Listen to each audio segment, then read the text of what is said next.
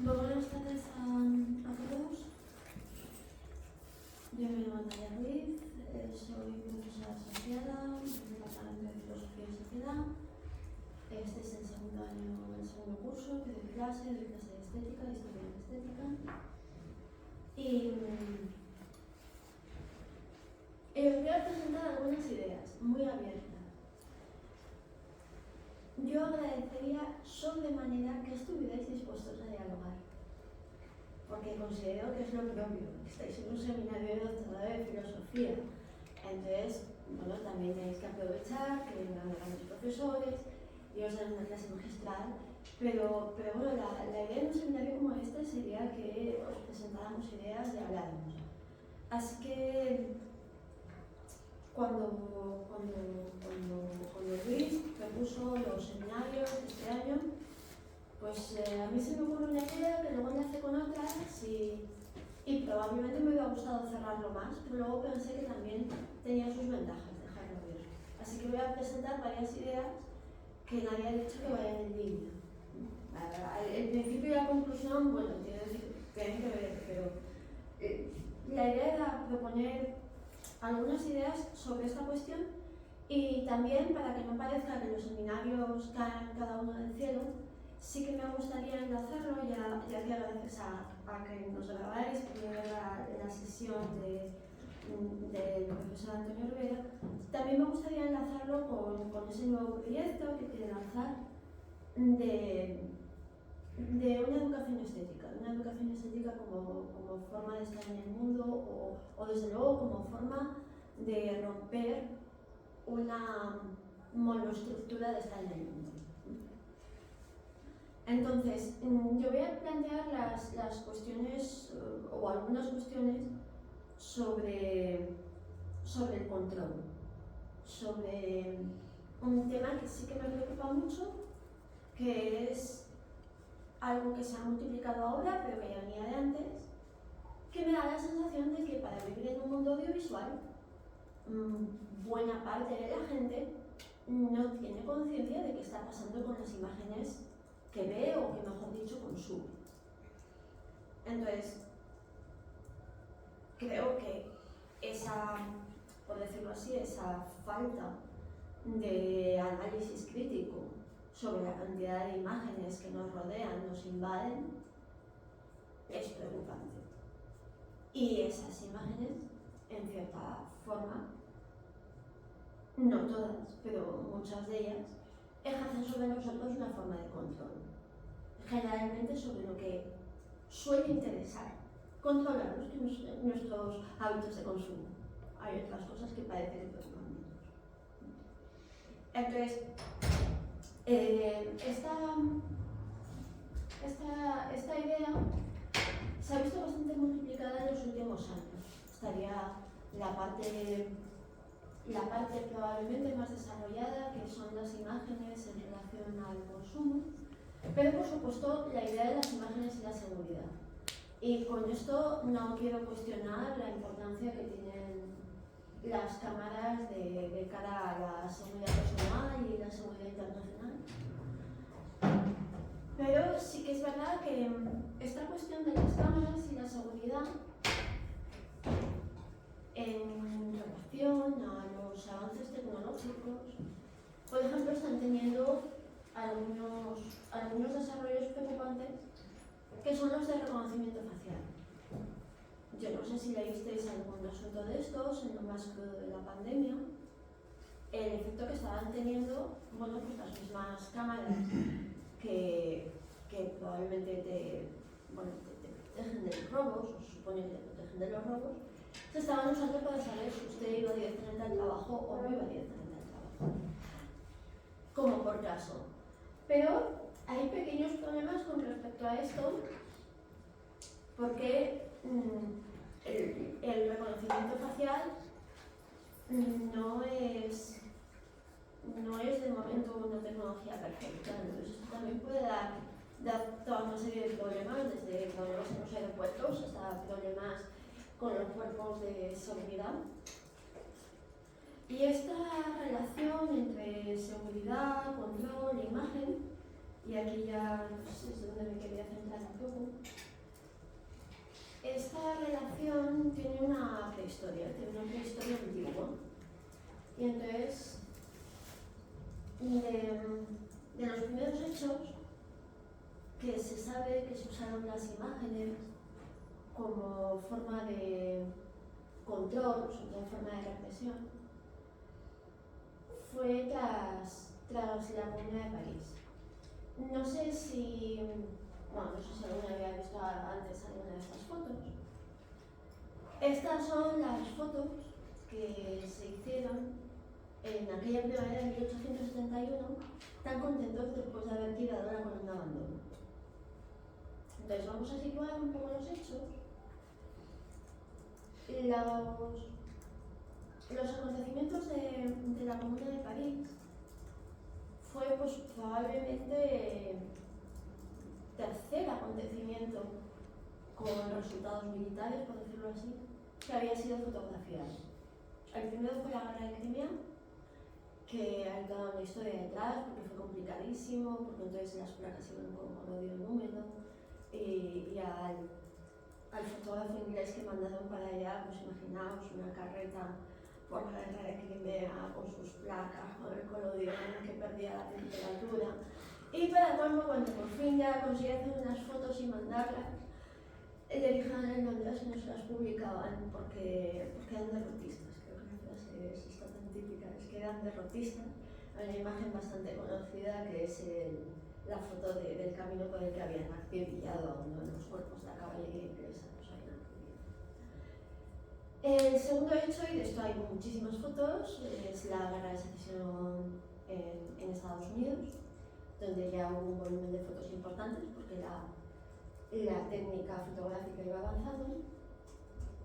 Y en 1831 hay toda una serie de fotos recogiendo algunos acontecimientos en relación a la Comuna de París.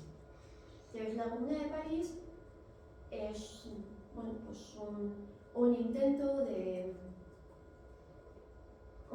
de política, no sé tanto si autogestionada o desde luego con una versión de democracia directa o de participación popular directa, que estuvo francamente marcada por los acontecimientos justo anteriores. Se produce tras la derrota de la Guerra Constitucional y en parte todo se aceleró sin discutir si la gente tenía las mismas ideas 6 meses antes.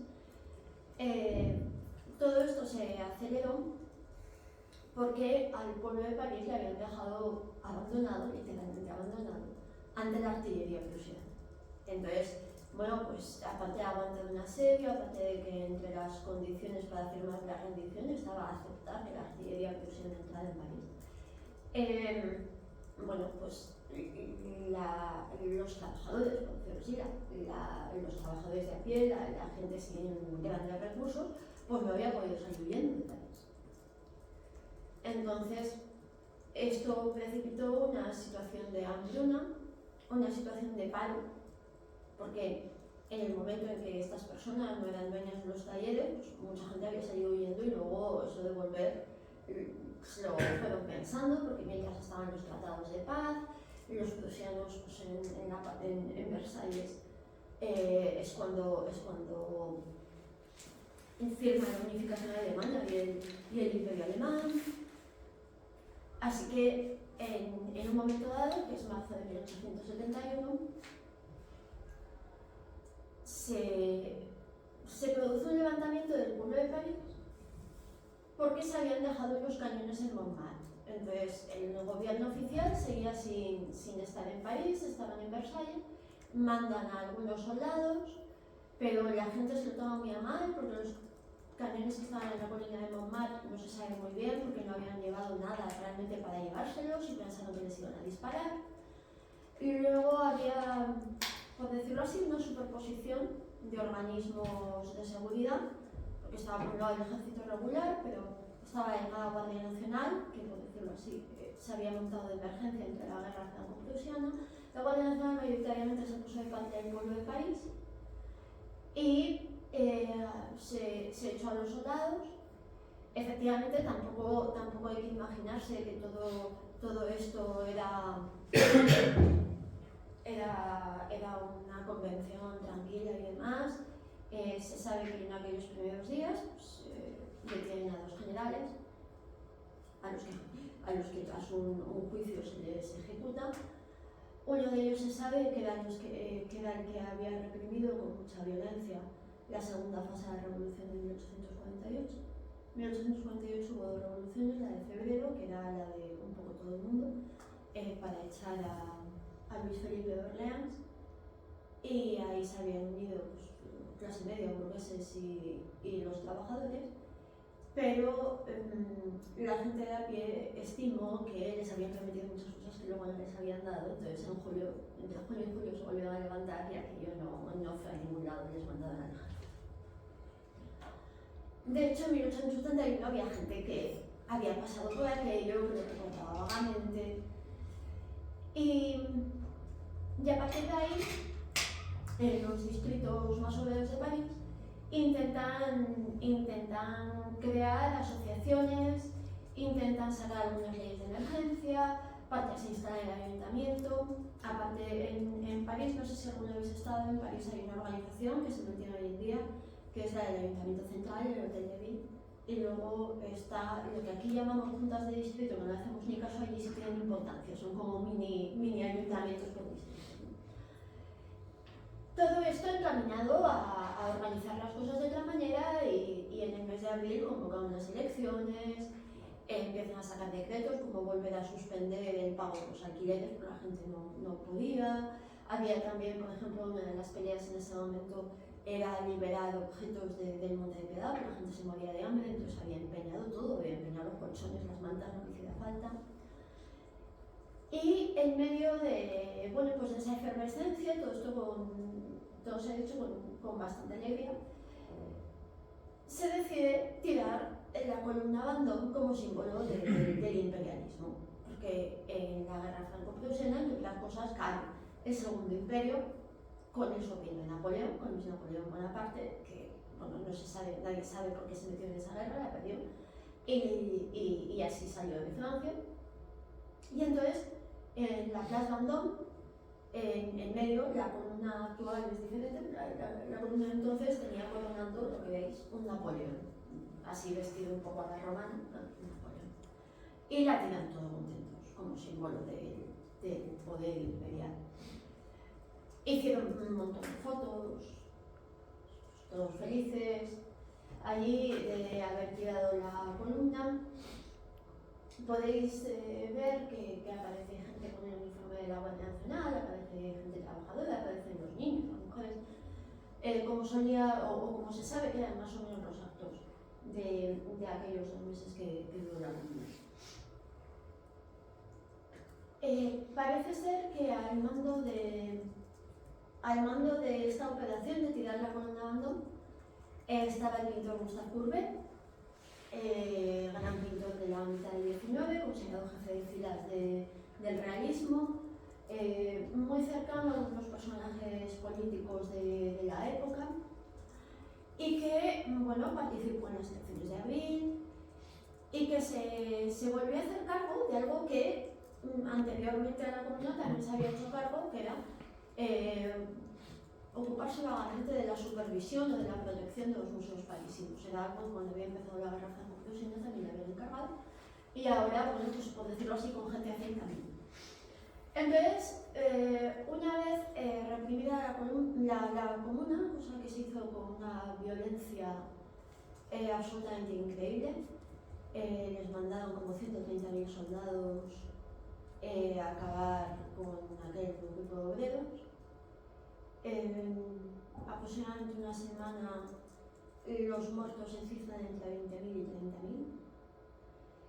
Y aquello no acabó ahí, es decir, hubo mucha gente que murió en las barricadas, y durante varios días hubo fusilamientos cada 10 minutos dentro del cementerio del Père Lachaise, en el llamado muro de los federados. Los federados eran los comunards, los iban fusilando de 10 en 10. Hubo muchos juicios después, hubo mucha gente exiliada, y es algo de lo que en general no sabemos. Después de la parte de represión más sangrienta, pues todo este tipo de fotos las cogió la policía de París y empezó a buscar si alguno de los que aparecía por aquí se le había escapado.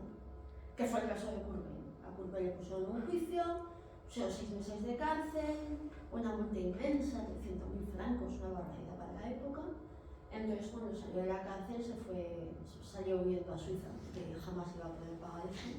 Salió huyendo a Suiza, donde moriría relativamente joven todavía. Aquí veis una de las barricadas. Entre otras cosas, la Comuna de París ya tuvo muchos problemas para levantar barricadas, porque parte de toda la operación urbanística del barón Haussmann era para que no se volvieran a levantar barricadas en París. No solamente había mucha despoblación urbanística, muchísimo.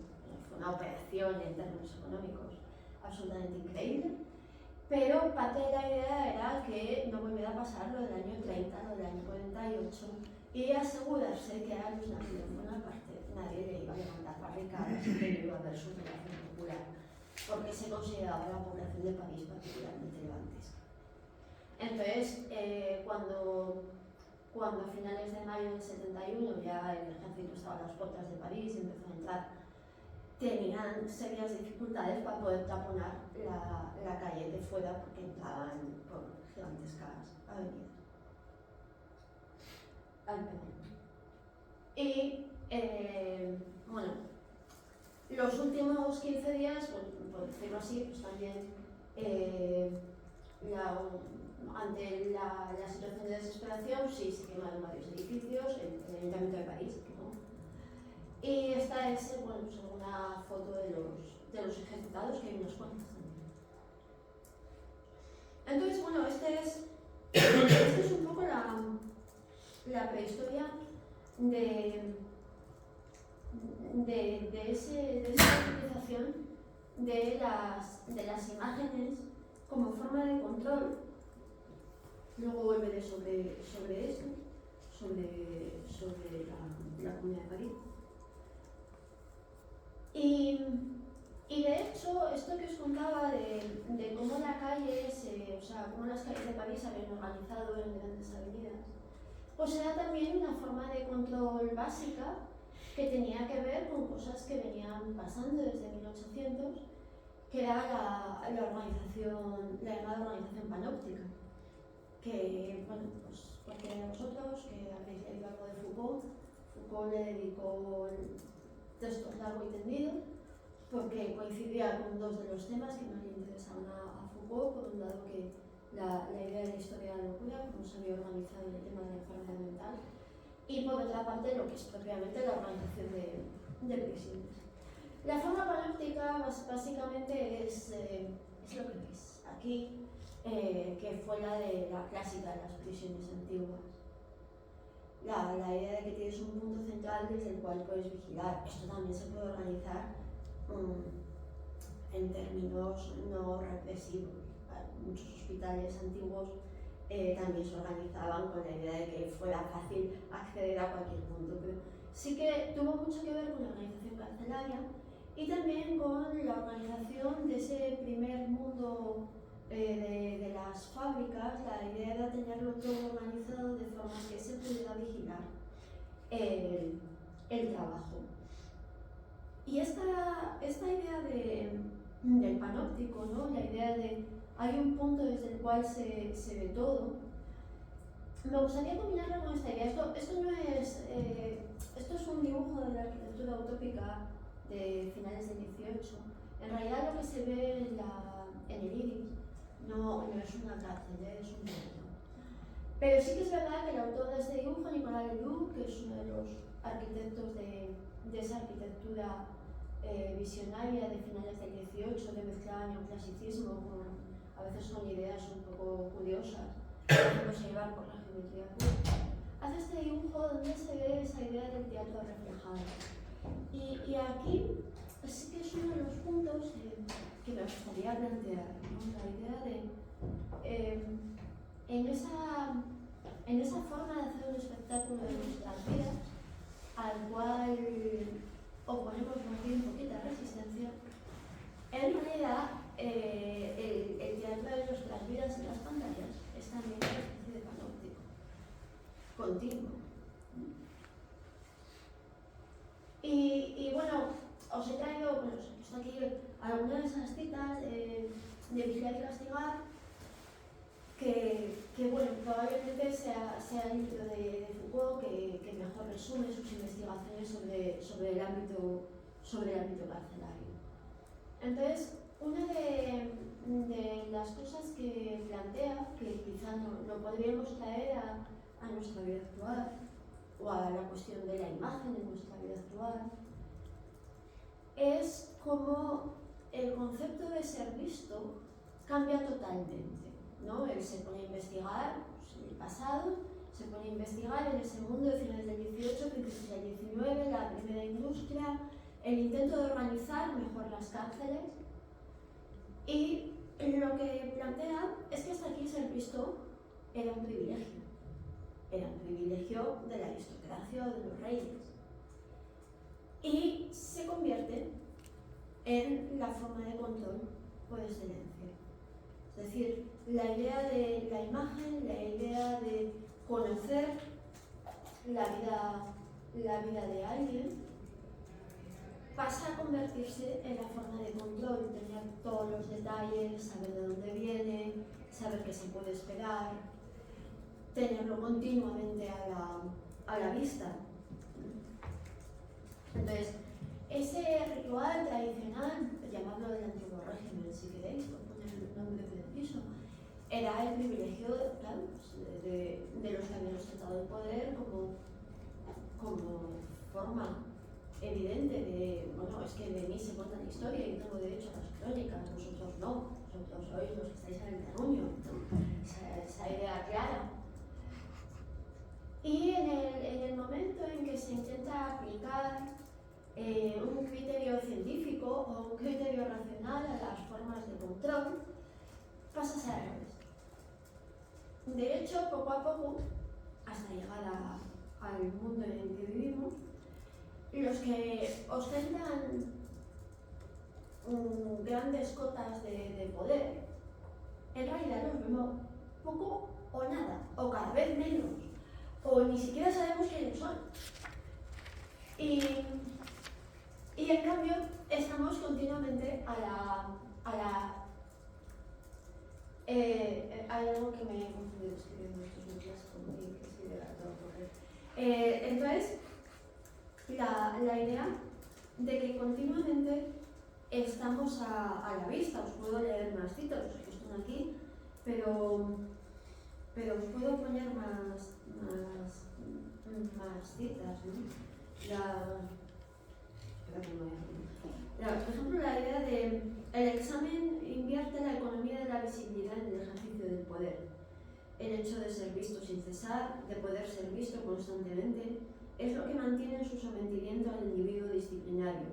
Y el examen es la técnica por la cual el poder, en lugar de emitir los signos de su potencia, en lugar de imponer su marca a sus sometidos, mantiene a estos en un mecanismo de objetivación. Es decir, los convierte en objetos que están a la vista. Y yo me pregunto porque él desarrolla esta idea del examen. Hemos sacrificado aspectos extraordinarios o aspectos muy amplios de nuestra intimidad en esa visibilidad constante. ¿Y qué beneficio obtenemos a cambio? Es decir, perder cotas de intimidad es algo considerablemente grave para nuestra existencia o para nuestro desarrollo como individuos, o como personas, o como queráis llamar. Si alguien en algún momento le tiene que decirle, me quiere puntualizar algo del lenguaje, yo tampoco soy muy precisa con la corrección política, pero es decir, que si alguien quiere corregirme, no tengo problema. Entonces, hay veces que da la sensación de que por tener nosotros mismos una pequeña cuota de examinar al prójimo, sacrificamos a cambio toda una parte de esa intimidad que ni siquiera el antiguo régimen nos había tocado. Bueno, te morías de hambre, pero al menos manteniendo una cierta parte de tu persona, no sé si en secreto o desde luego en privado.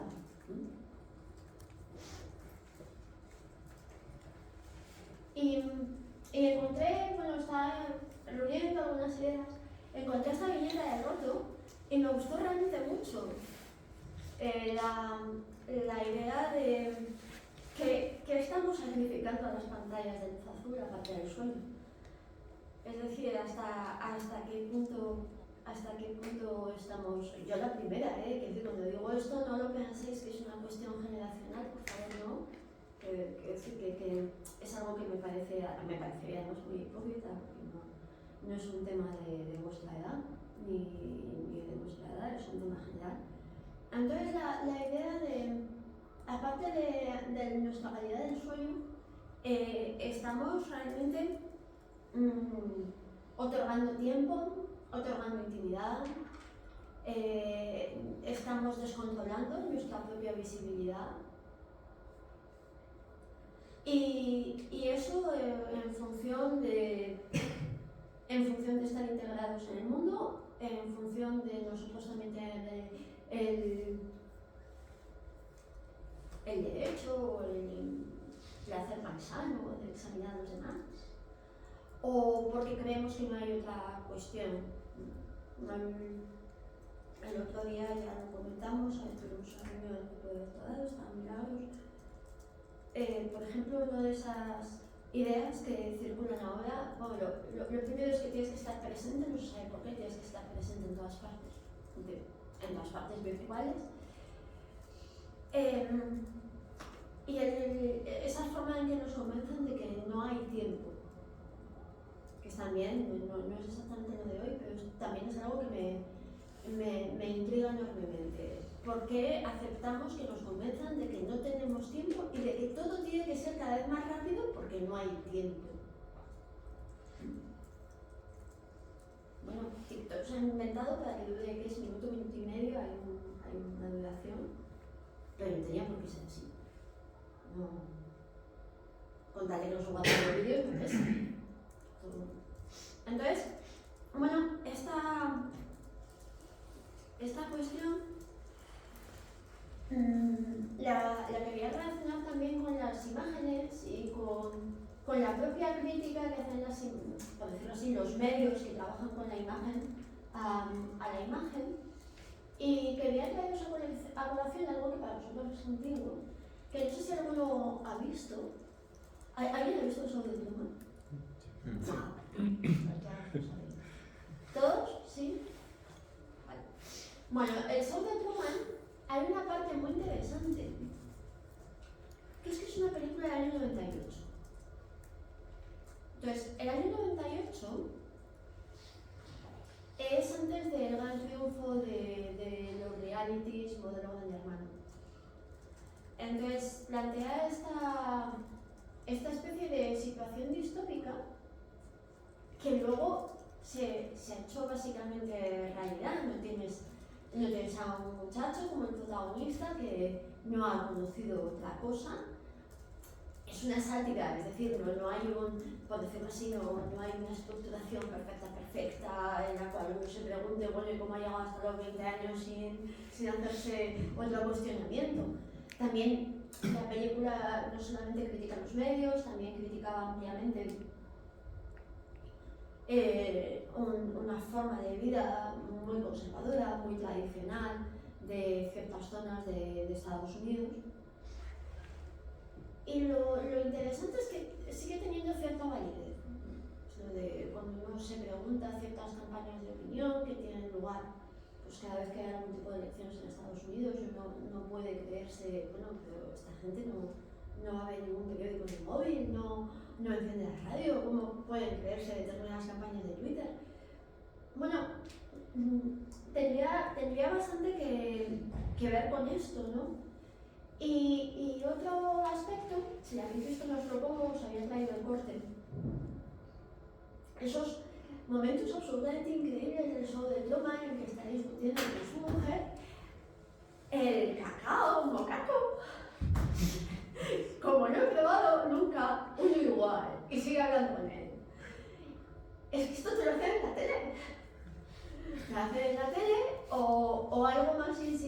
porque, bueno, sí que... No sé si lo siguen haciendo porque son unos telediarios que dejé de ver por muchos motivos. Pero yo recuerdo particularmente pasaba con los telediarios de Antena 3, de repente el doctor que iba a hablar de deportes empezaba a contarte todas las características del nuevo Hyundai, pero además sin transición, era como ¡pum! Eso, las maquinillas directo.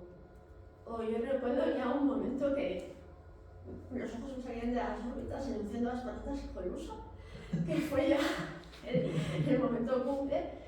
Pero hace mucho que no veo el tele de Antena 3, así que no sé si siguen con este tipo de prácticas. Pero esto que, bueno, era casi cómico, hay cosas que no son tan cómicas. Imagino que igual que me pasa a mí, os habrá pasado que después de tener determinada conversación telefónica de falta leche en casa, tengo que comprar leche, a continuación en vuestras redes o en vuestro correo electrónico salen 10 anuncios de leche alrededor y dices mi móvil me espía o mi móvil me vigila. Entonces,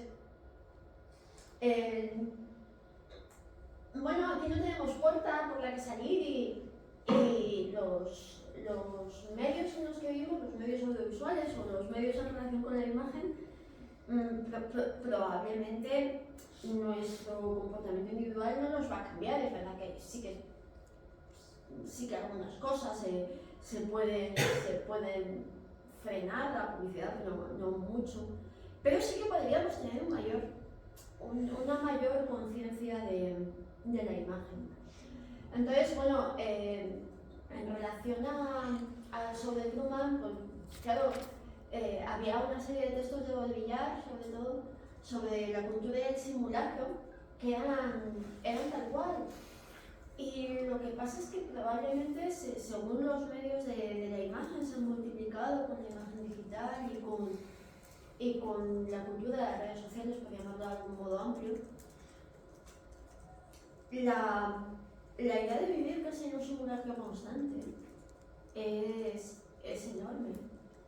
Incluso hay gente que vive o vive en gran medida para su Instagram de forma inevitable o que ya no les ves mirando otra cosa, ¿no? La idea de viven con una continua representación posible para su Instagram. No es que Instagram sea algo perverso en sí, pero sí que está generando esta cuestión de casi existir para generar un simulacro de uno mismo.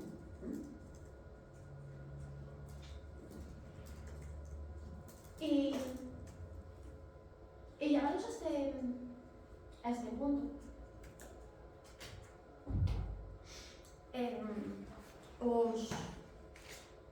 os quería llevar una cosa crítica de la imagen clásica, que es un poco mi campo, mi asunto.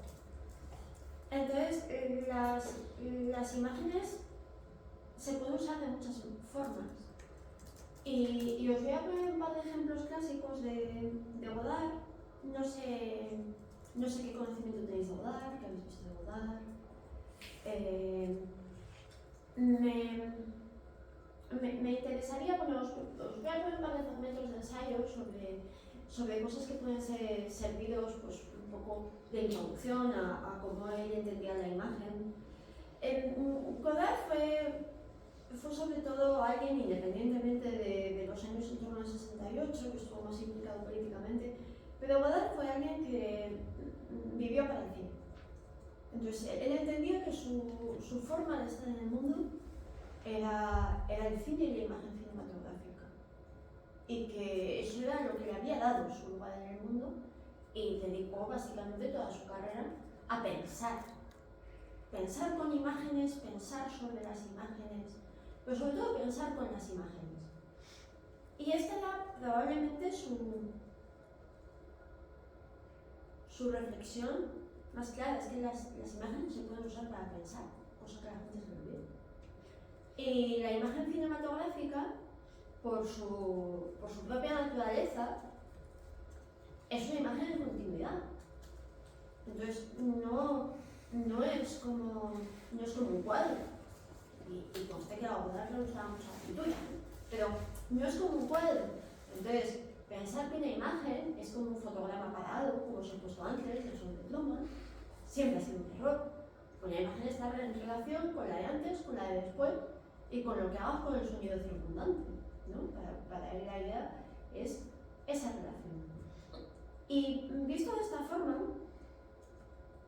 la imagen, o la imagen entendida como un medio de pensamiento, al revés de lo que sucede con esta tendencia al narcisismo al que nos estamos viendo un poco abocados, o mucha gente se está viendo abocada, la imagen no solamente es fuente de reflexión, sino que, por decirlo así, es fuente de pensamiento crítico y es fuente de relación con el otro, lo otro, los otros, con otra cosa. Entonces, yo os voy a presentar unos ejemplos.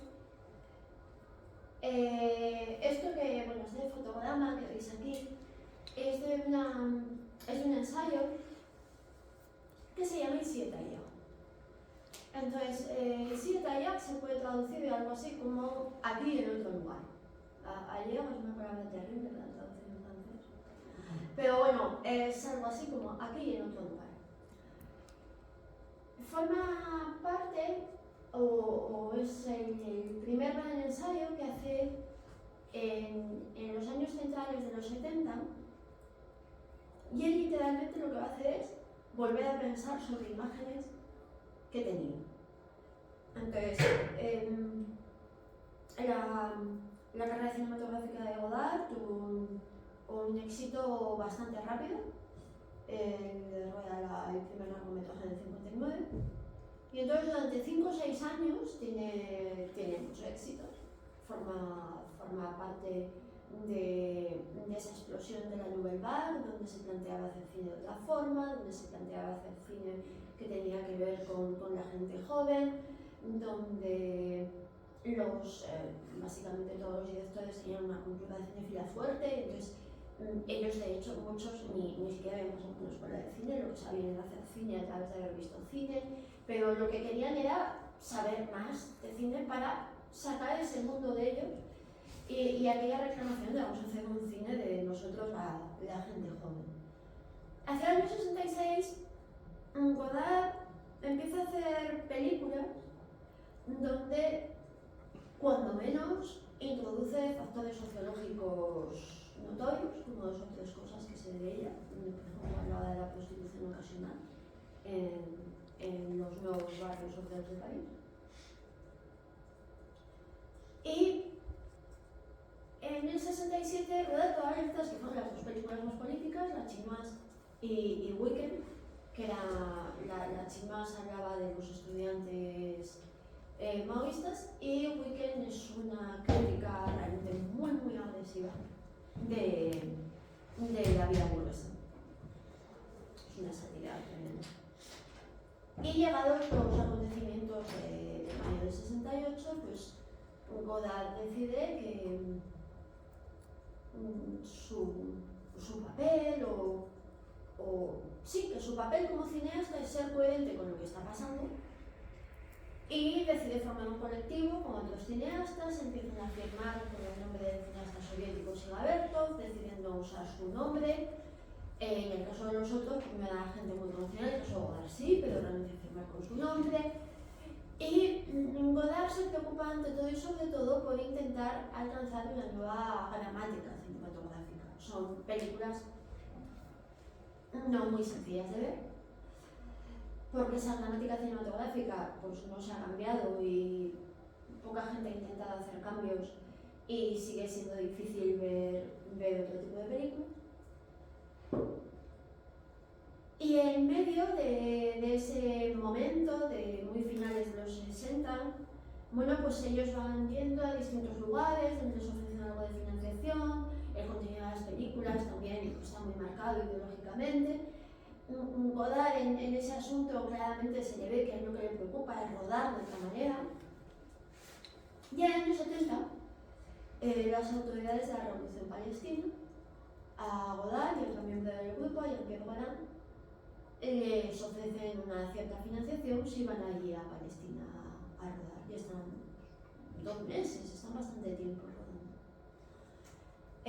Vuelven a Francia con ese material y cuando están pensando cómo lo montan, porque en medio hay otros proyectos,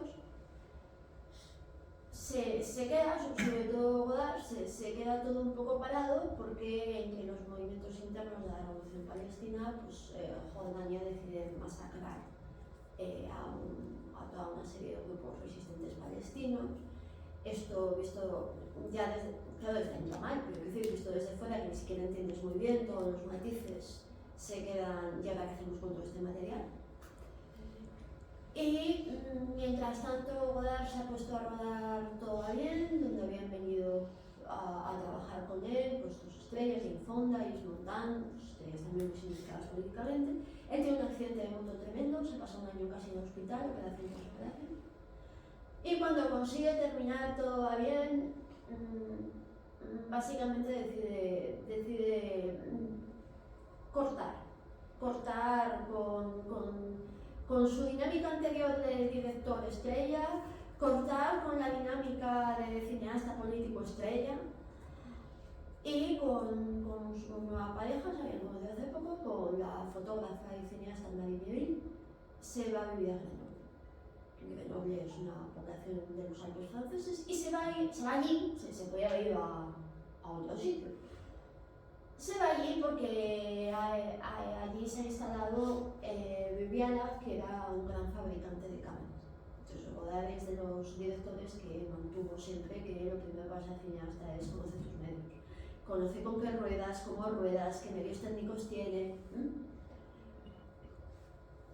Y una de las, no la primera, pero una de las primeras cosas que hace con el Marie Neville es remontar finalmente todo ese material. Imaginaos las bobinas rodadas en 16 milímetros, se las ha llevado a Grenoble y dice, bueno, ¿y ahora qué hacemos? Porque yo rodé esto, lo rodé con otra persona, lo rodé contigo y además, bueno, lo rodé en un momento de convencimiento de que básicamente íbamos a hacer una película casi de propaganda y ahora no tengo tan claro lo que quería decir con todo este material. Y deciden hacer un análisis de precisamente eso, del no sé qué hacer y de la Francia post-68. Entonces el aquí va a ser la Francia post-68 y el otro lugar va a ser esa revolución palestina de la cual tenía material y de la cual él tiene un cierto conocimiento de causa porque gente con la que estaba rodando había muerto. Que hay cosas internas que no han ido bien, pero podía haber sido en otro lugar, que no, este es el caso o el ejemplo que él tenía, pero podía haber pasado en otro sitio donde él hubiera filmado muy convencido de algo sin conocer todos los detalles y encontrarse con que ahora ese material no responde a la situación de 4 o 5 años después. Y bueno, este ensayo está hecho con unos medios muy sencillitos.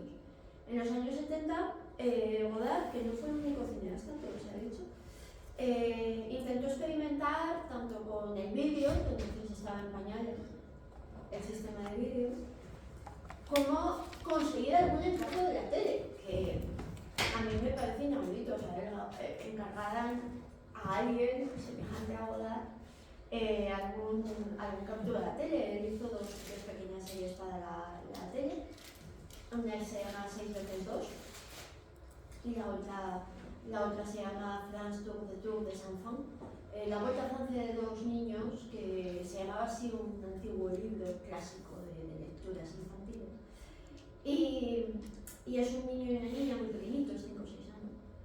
Y entonces Godard, en estos años que tiene un refrán didáctico, pues los capítulos son muy cortos, como de media hora, y les va preguntando cosas. El primer capítulo termina con una niña en camisón.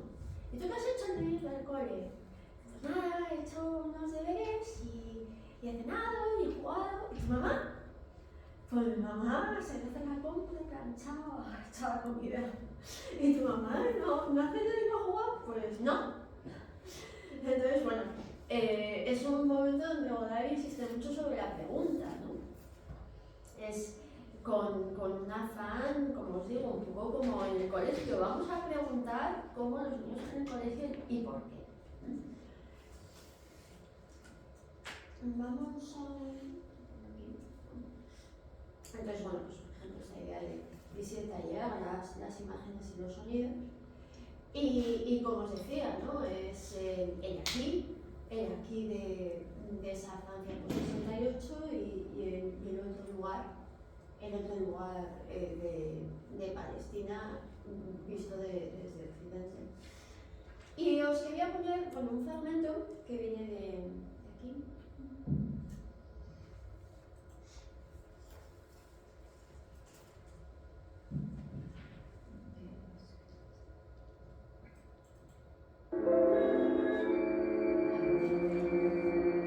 Millionnaire en images de révolution.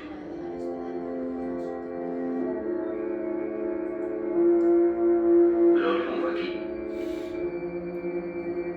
Millionnaire en images de révolution.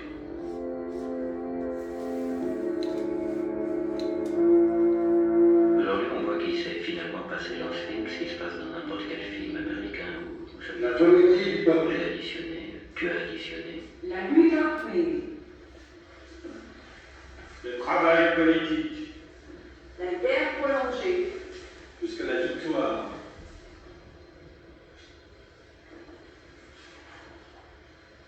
Ouais, mais là, on peut voir toutes les images ensemble. Au cinéma, on peut pas. On est obligé de les voir séparément l'une après l'autre. Et ça donne ça. La volonté du peuple. La lutte armée. Le travail politique. La guerre prolongée. Jusqu'à la victoire. Mais ça donne ça parce qu'en fait, quand on fait un film, les choses se passent de cette façon.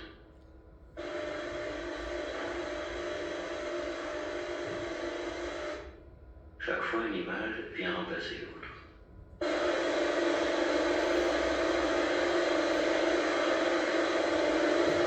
Chaque fois, l'image d'après chasse celle d'avant dans sa place, tout en gardant bien sûr plus ou moins le souvenir. Et c'est possible parce que le film bouge. Le film bouge et que les images ne viennent pas s'enregistrer ensemble, mais séparément, l'une après l'autre, sur leur support. Agfa, Kodak, Orvo, Vert. وفلسطينية الصوت لا تعني فلسطينية الذات.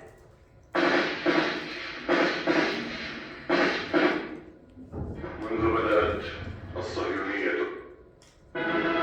مش بالدم مش بالدم اللي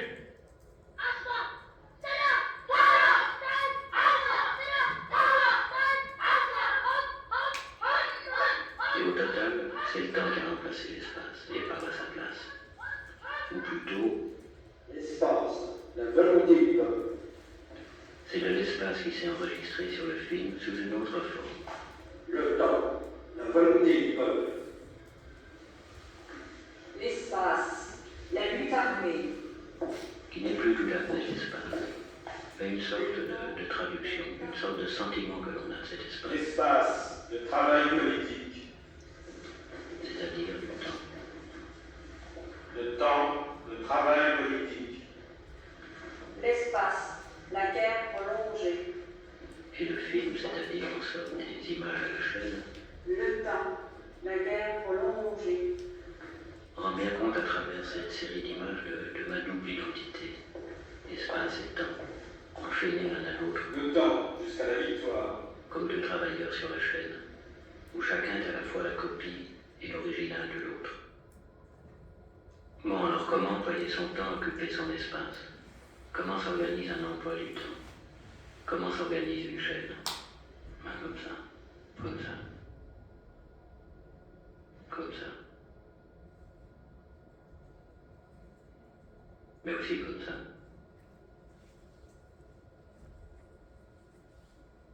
Ou comme ça.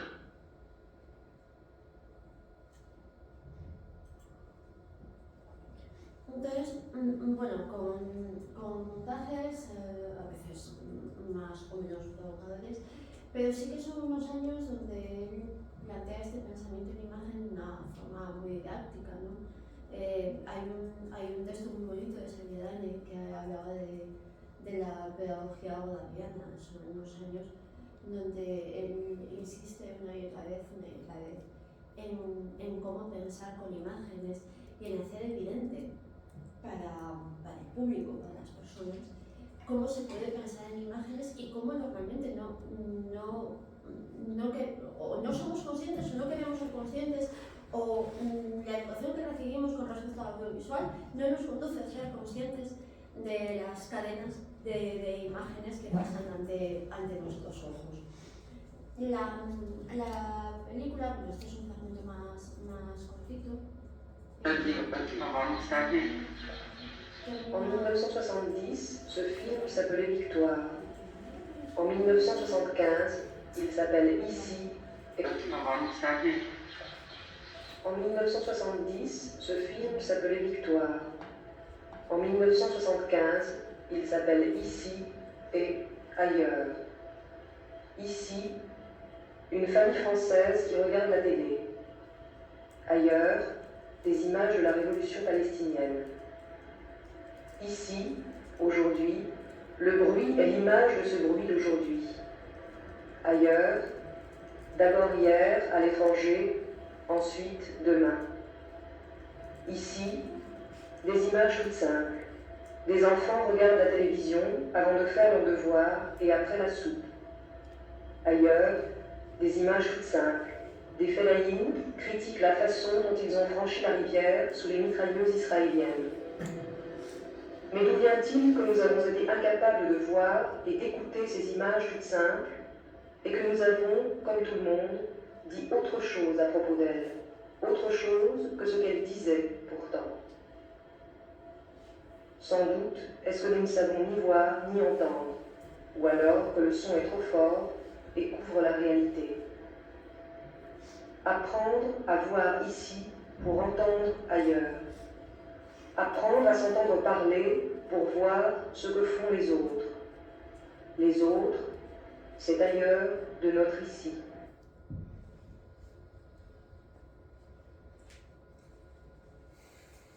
Fue a propósito, sobre todo de este ensayo,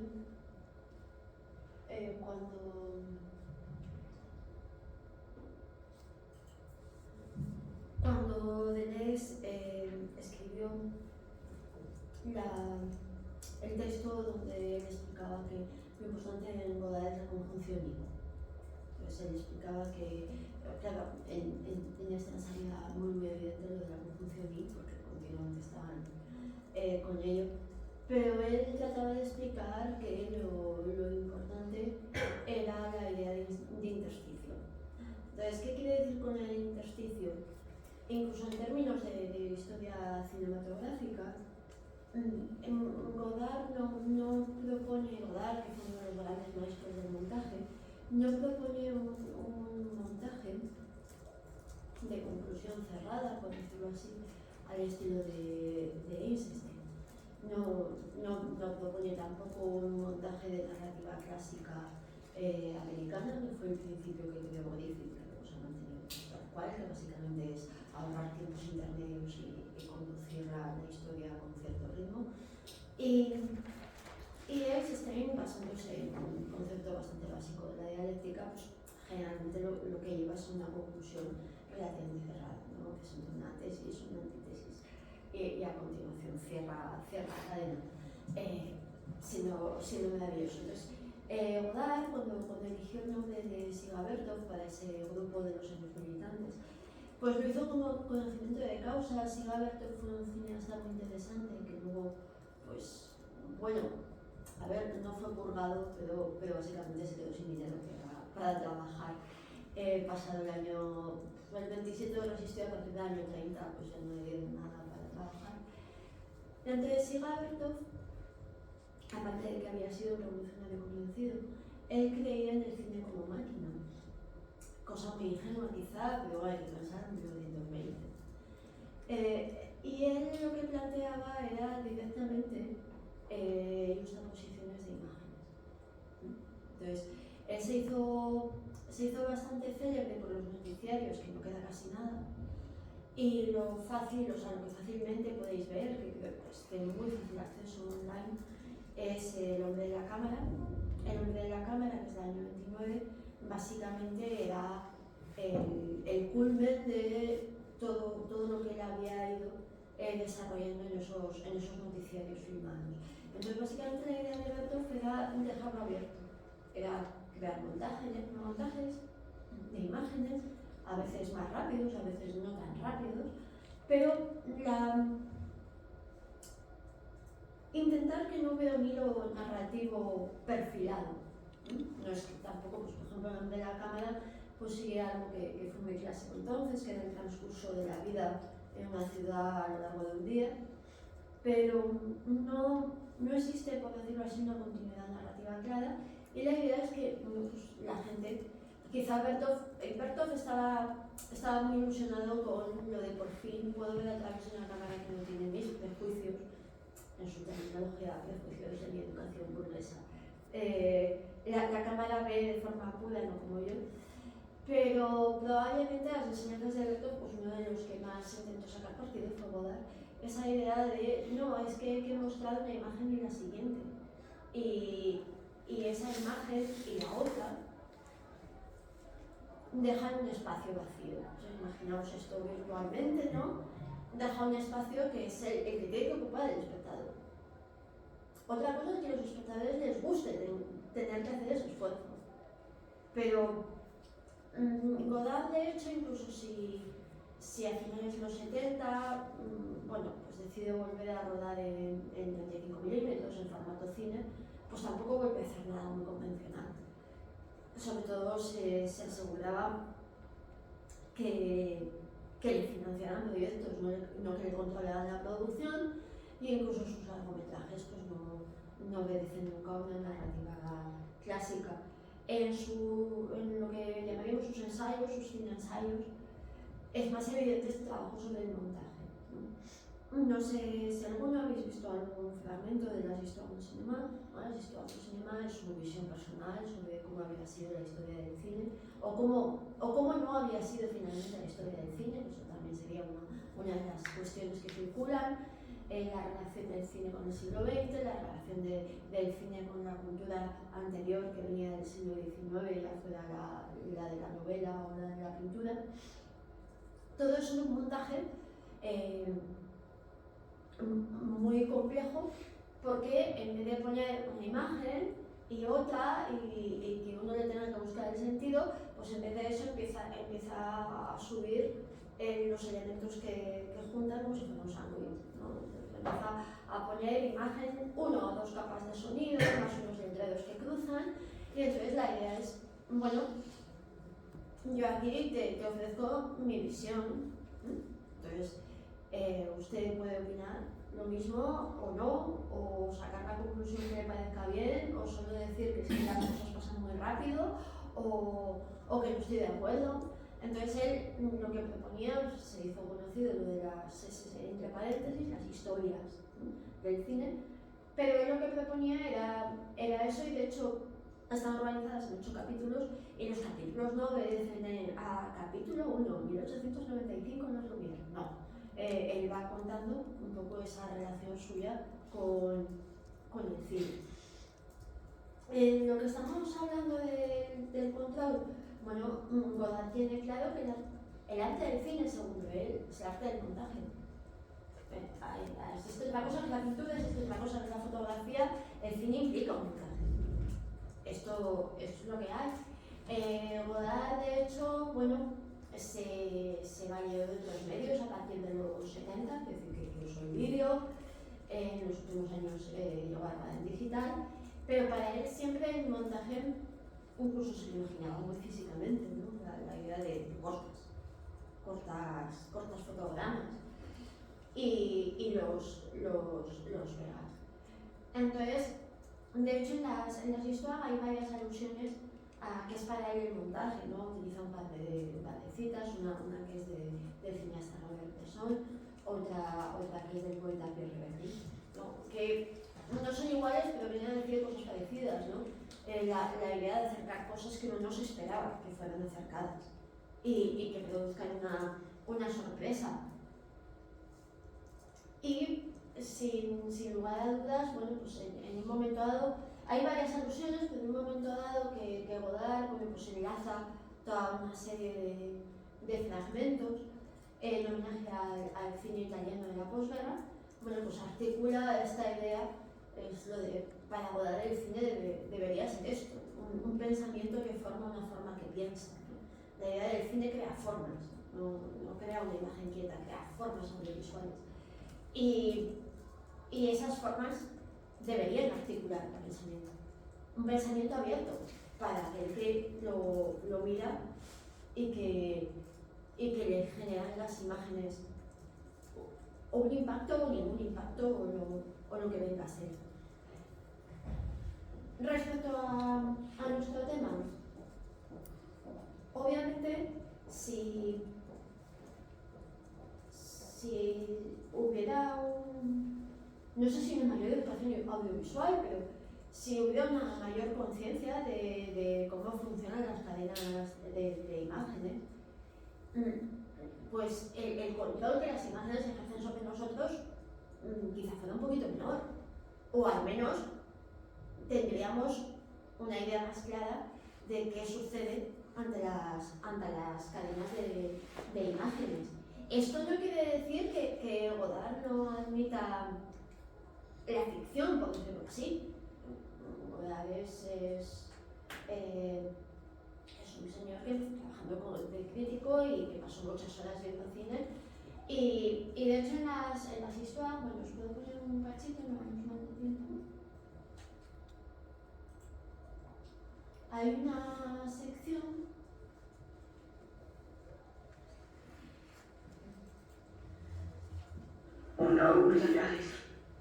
hay una sección que la llama el control del universo. Entonces, en un momento dado, él habla de un montón de cosas. Aquí los subtítulos, por cuestiones de la empresa francesa, están fijos. Bueno, entonces hay una sección que dedica a Hitchcock. Hay toda una serie de maestros, por decirlo así, clásicos. Hitchcock está ahí entre ser clásico y no clásico.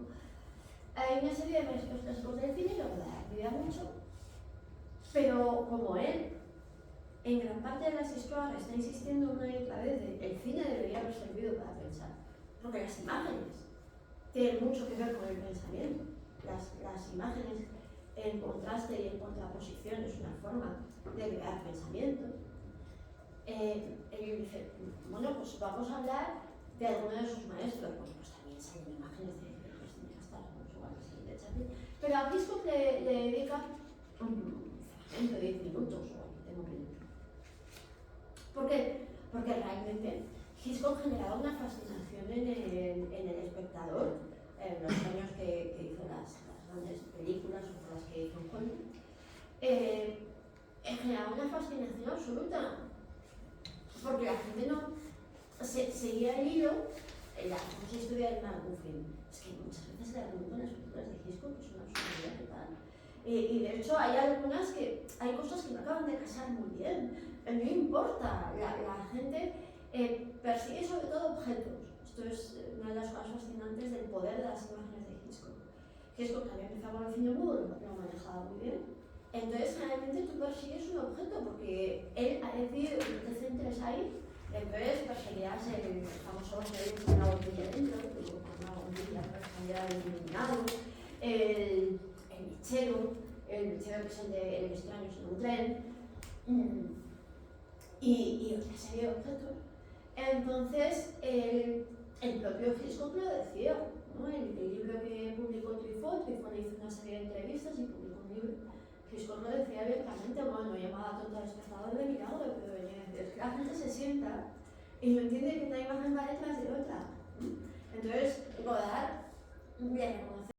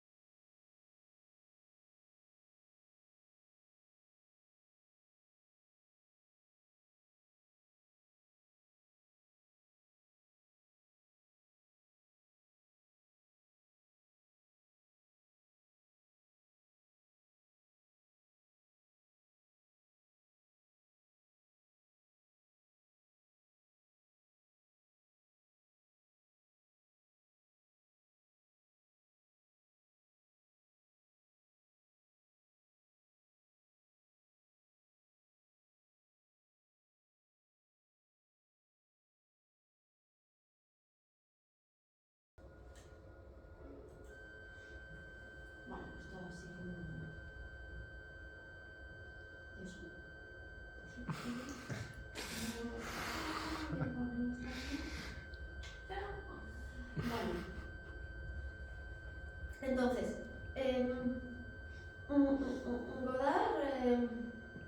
Godard hay momentos de su que también lo dicen, ¿no? De que el cine estaba hecho para pensar, eso se olvidaba enseguida. Y esto, como otras cosas, es lo de ¿y por qué?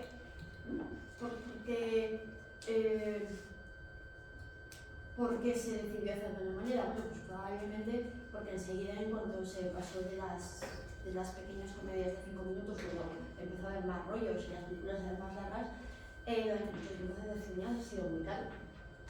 Y como había mucho dinero, hasta que llegó el digital. Bueno, el digital, a ver, no es que sean películas baratas las del digital, sobre todo según cómo se hagan, pero se puede aligerar muchísimo los equipos, se puede hacer cine de muchas otras maneras. Es un poco más sencillo. Si quieres, prueba a silenciar ahí en el... Sí, no sé. No, en el ordenador. ¿En el ordenador? Sí. Ahí abajo. Sí. Quizá ahí, no lo sé. A ver, Sí, mira, ahí está. Bueno, entonces, esta cuestión, ¿no? Godard, a partir de cierto momento le dio muchas vueltas, ¿no? ¿Y por qué no se ha podido hacer de otra forma? Sin negar que exista un cine de entretenimiento.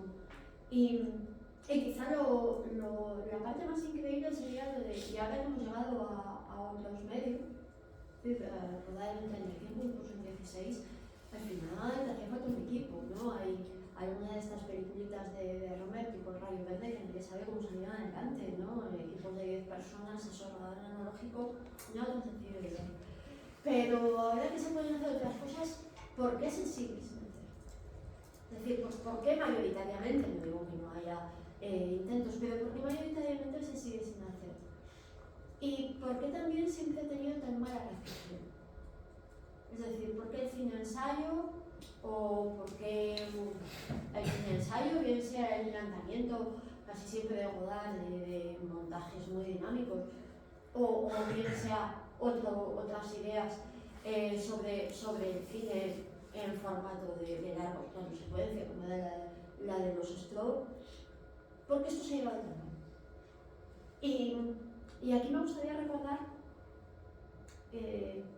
una frase muy bonita del año pasado, cuando Juan Mayorga aceptó en Princesa de Asturias. El discurso fue muy bonito. Enseguida adolescente, nos al instituto, nos llevó al teatro y yo me sentí bien desde el primer día. Y decía, yo me sentí bien porque era un sitio donde me trataban con respeto, porque me trataban como alguien inteligente, que podía entender la obra, fuera la que fuera. Entonces, ¿por qué generalmente con el audiovisual la recepción del público, no estoy diciendo nosotros, pero ¿por qué normalmente hay tan mala recepción, ¿no? A cualquier intento de hacer cine de otra manera? Hay mala recepción, además ha llegado un momento que no lo entiendes muy bien, porque antes decían, bueno, es que hay películas con secuencias largas, o es que son películas que duran mucho, pero bueno, si la gente luego se ve los 13 capítulos de una temporada, el sábado se sienta a 10 de la mañana en el sofá y está a 10 de la noche, ¿me vas a decir que el problema es una película larga? Bueno, hay películas de Marvel que se van a las 3 horas también, porque es la última moda, ¿no? Aunque no haya nada que contar, bueno, vamos a llevarlo un poquito más para ahí. Entonces, ¿por qué? Y a mí os quiero decir que os lo lanzo como pregunta, ¿no? Parte del control y de la creación de la imagen y el control que se refiere a lo que podemos ver o a la producción audiovisual que podemos hacer, que es que ya es algo muy antiguo. Bueno, el cine casi desaparece. Bueno, no ha desaparecido, eso es mentira, hay muchas formas de hacer cine y de ver cine, pero porque siempre ha tenido ese rechazo a hacerse de manera diferente. a ver las imágenes de manera diferente, a poder pensar con imágenes, ¿no? Y este rechazo ha venido desde, por decirlo así, desde los dos lados, ¿no? Desde el público que solo quería ser entretenido, que está en su derecho, pero también desde el otro ámbito, ¿no? Bueno, como cine en serio, ¿qué me vas a decir que vas a pensar con esto, ¿no? Escribir un ensayo de 300 páginas, como debe ser.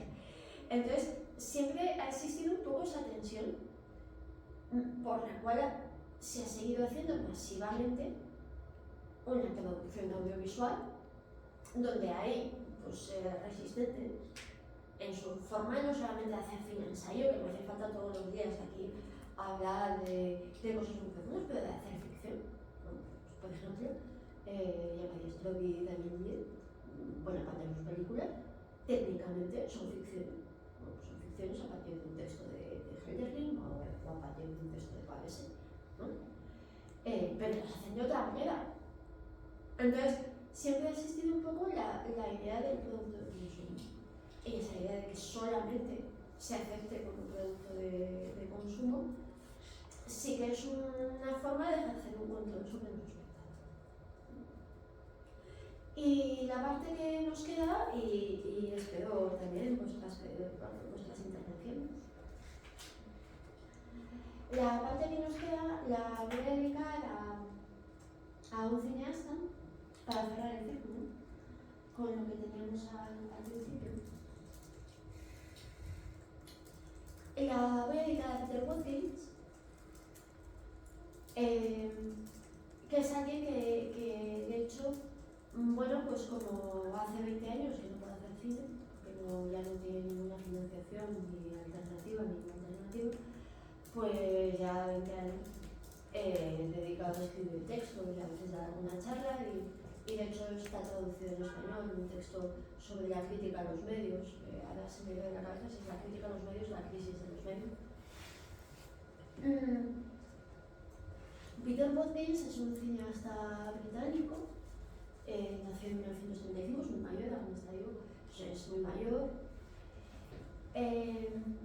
Y él se formó en muy buena escuela, que era la escuela de los documentalistas de la ANC, que fue un momento muy interesante del cine, a finales de los 50, pues hubo también un nuevo cine británico, que sobre todo se dedicaba al documental, valoraba mucho el documental, y tanto había aprovechado sus enseñanzas que él enseguida rodó 2 o 3, no sé, es que empezó desde el principio a jugar con los géneros híbridos, ya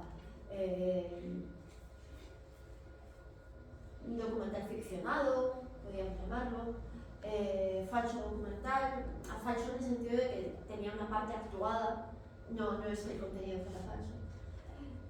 Y en el año 68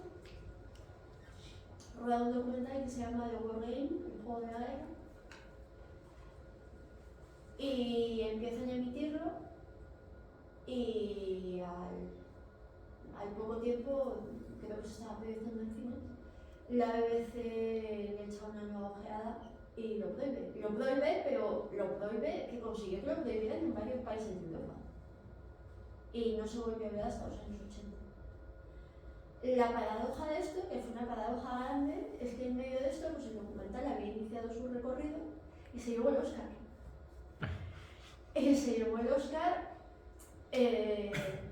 Entonces, ¿qué es lo que planteaba The War Game? Bueno, lo primero trabajaba un poco con esta idea de ensayo documental, falso documental. Planteaba una situación de guerra nuclear.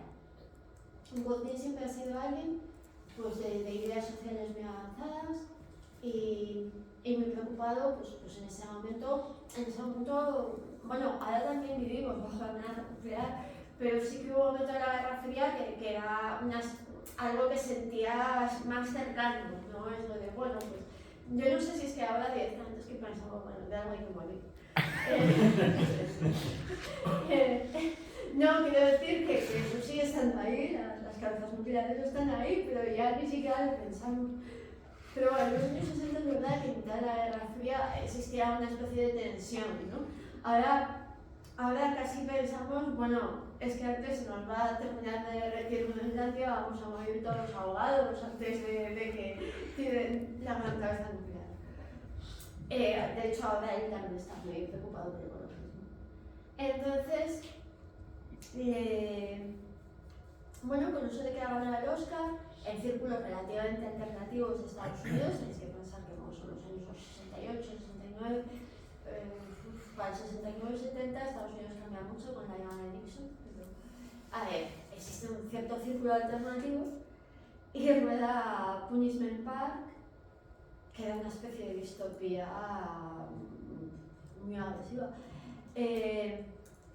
Leyendo algunos decretos americanos, él dice, bueno, y si llevaran esto hasta el final, ¿no? Porque esta idea un poco sobre la que se había basado en el macartismo, ¿no? Lo de los enemigos del país, y entonces la posibilidad de que los metieran en campos de reeducación. Entonces, Punishment Park sería pues, un campo de reeducación en mitad de las praderas estadounidenses con todos los grupos disidentes del momento. Gente de ideas políticas muy de izquierdas, Black Panthers o vagamente relacionados porque para fines de los 60 pues muchas ideas de la paranoia macartista seguían en pie, los grupos feministas de los 60. Entonces se imagina ahí toda una serie de colectivos, hippies también, una serie de colectivos molestos para el Pentágono que los meten en un campo de reeducación. Claro, a la cuarta vez que esto se proyectó en Nueva York, alguien de las autoridades se enteró, le echaron del país, y a partir de ahí, pues la vida de Watkins ha sido complicada, porque de algo hay que vivir, ¿eh? Entonces, a Inglaterra, hombre, no es que no pudiera volver, pero volver para no poder trabajar en el cine o en más o menos el cine. Entonces estuvo un tiempo con los nórdicos en Suecia y en Noruega. Tampoco acabó muy bien, hizo una película sobre Edvard Munch, esa estuvo bien, esa se la dejaron pasar más o menos, aunque el formato no era el estándar. Pero luego hubo muchísimos problemas porque quería hacer una película ensayo sobre Strindberg y ahí otra vez entraron en conflicto. Y ya pues muchos años viviendo en Lituania. Entonces, como os digo, lleva 20 años sin poder rodar y ya, pues, ya tiene 65 años, además creo que tiene la salud ya muy degradada y ya no puede trabajar. Y lo último que llegó a hacer, y así pues, volvemos al tema del principio, lo último que llegó a hacer, que es increíble y si lo podéis ver, de hecho, yo lo tenía en DVD y cosas de estas, los DVDs que sepáis que a veces se estropean. Está dividido, es muy larga esta película sobre la comuna. La segunda parte del disco estaba bien, pero hay una parte del primer disco que se me había magnetizado y no podía sacar fragmentos. Lo puedo ver, ya, o sea, hay como 5 minutos que se pixela.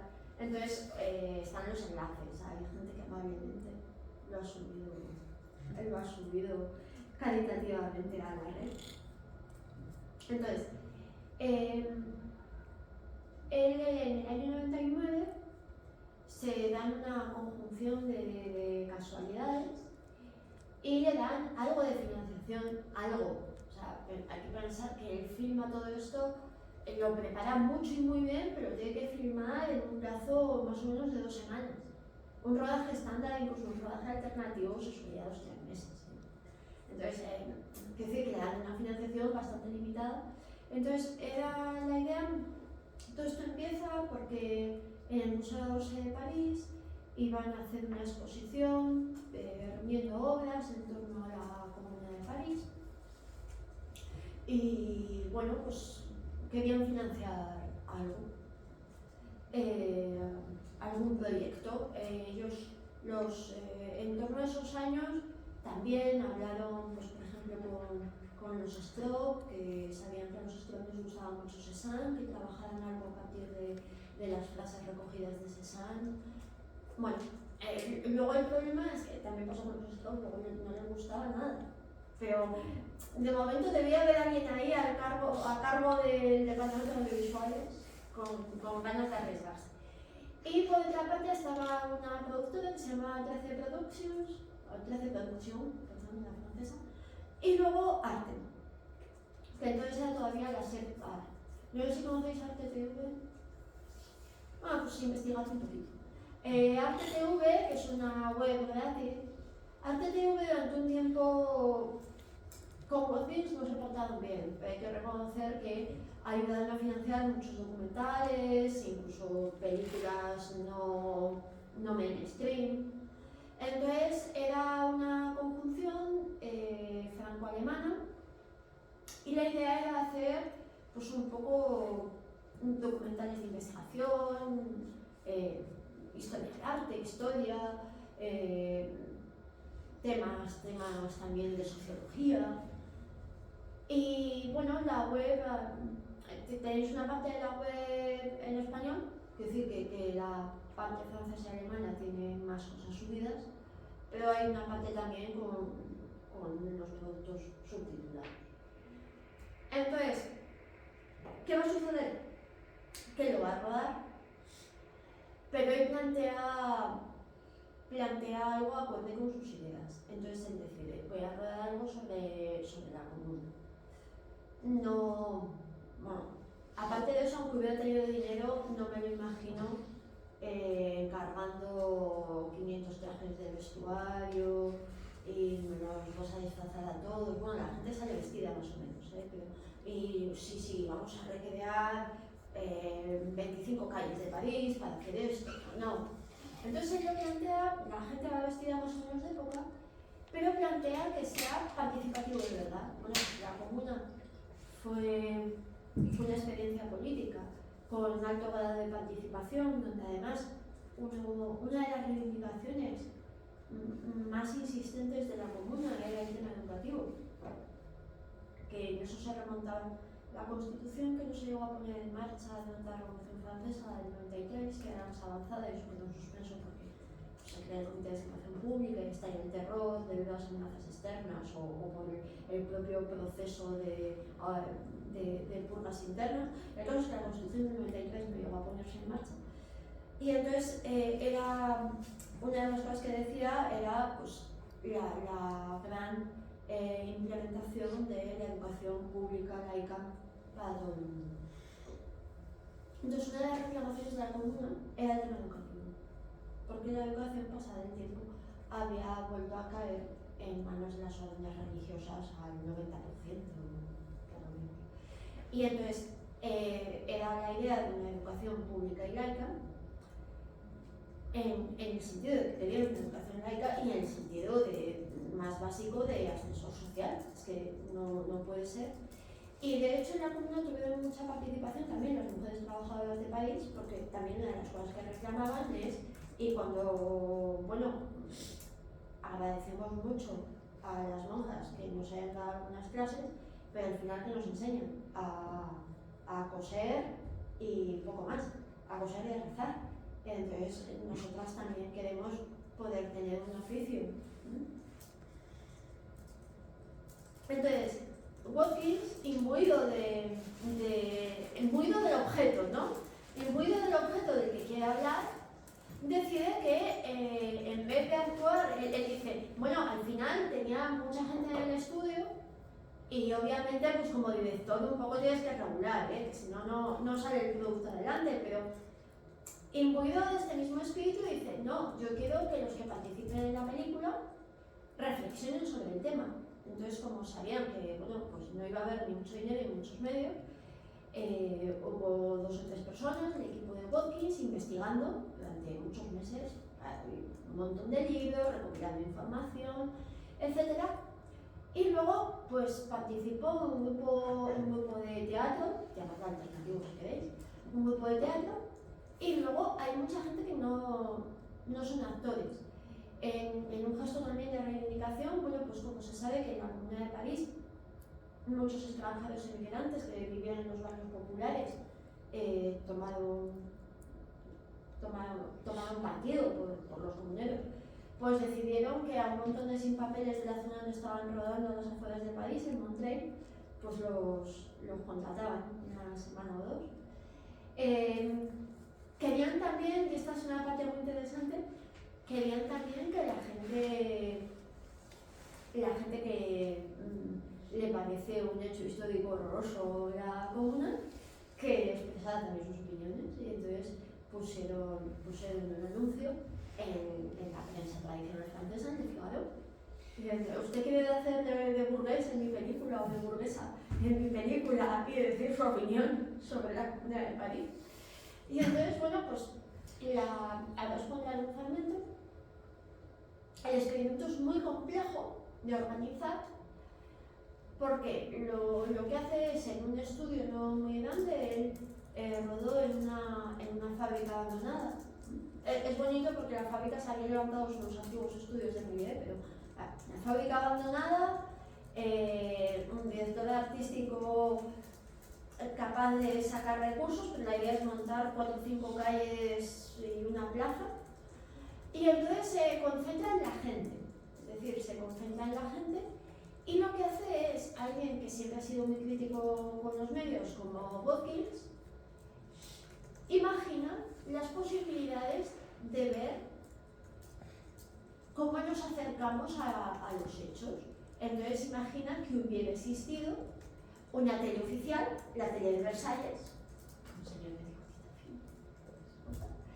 y una tele comunal, que hubiera habido pues, 2 periodistas que hubieran ido hablando con la gente por, pues, fundamentalmente, el distrito 11, distrito 10, lo que eran los barrios populares. Entonces, esto va a servir para articular un poco pues, la primera mitad, sobre todo, ¿no? Esa confrontación. Y luego, a partir de cierto momento, claramente él deja hablar a sus actores. Entonces, llega un momento en que las personas que están trabajando en la película, que no todos son actores profesionales, lo primero tenían el diálogo bastante abierto, y les contaban, bueno, y aquí estamos viendo la fiesta que hacen después de las elecciones, creo que fue 12 y 16 de abril del 71, que han elegido de forma legal, han elegido a sus representantes, y la fiesta que hacen, y entonces él va explicando situaciones y ellos van más o menos actuando en consecuencia, pero hay un momento en que aquellas reuniones se convierten en asambleas donde empiezan a cuestionar también lo de y por qué generalmente, yo qué sé, no hablamos de estas cuestiones o por qué no protestamos sobre... Y entonces empieza a mezclar, por decirlo así, esa situación de pasado de la que nos están hablando con la situación presente año 99-2000. Entonces, claro, lo primero es que la duración se le fue un poco de las manos, se le fue a más de 5 horas, 5 horas y media. Pero bueno, quiero decir, teniendo en cuenta que esto ya nunca aquí, bueno, este es el cartel de la película, el cartel de la joven leyendo uno de los decretos, claro, los publicaban en cinta, los decretos los iban publicando, entonces tampoco ahorra el que sepamos, van apareciendo carteles negros con información en bruto, ¿no? 18 de marzo de 1971, el gobierno de Thiers envía unos cuantos a los camiones de Montmartre. El 20 de marzo, a los 2 generales francesados los fusilan. Y quiero decir que tampoco va a ocultar que sobre todo, pues, una vez que las cosas se veía que el ejército iba a entrar, pues también hubo fusilamientos de rehenes por parte de los comuneros, aparte de quemar el ayuntamiento y algún edificio más. Y bueno, sí, cosa que es bastante espeluznante, pues te da todas las cifras de asesinados a bayoneta, fusilados los días siguientes, enviados a trabajos forzados en las colonias francesas en Nueva Caledonia y demás. Y él se centra un poco en las conversaciones de la gente. Estos son los que van a hacer de reporteros de la tele comunal. Y al final, bueno, pues recrea un poco esas barricadas del final, pero como os digo, sin desarrollar, por decirlo así, las escenas violentas, sino cómo lo vivía la gente. Entonces, Watkins, ahora os pongo Watkins en sus textos sobre los medios, fundamentalmente, lo que habla es de dos términos. Habla del reloj universal, sobre los tiempos y las duraciones. Estos son textos que le empieza a escribir en torno al 2000, sobre su reflexión de toda su carrera desde los años 60, pero es que esto con las plataformas no ha ido mejor. O sea, la estandarización de los tiempos y las duraciones es algo increíble, da igual la parte del mundo. Pues, las series tienen que durar 47 o 52 minutos y las cortas 26, para que quepa el corte publicitario en las franjas horarias.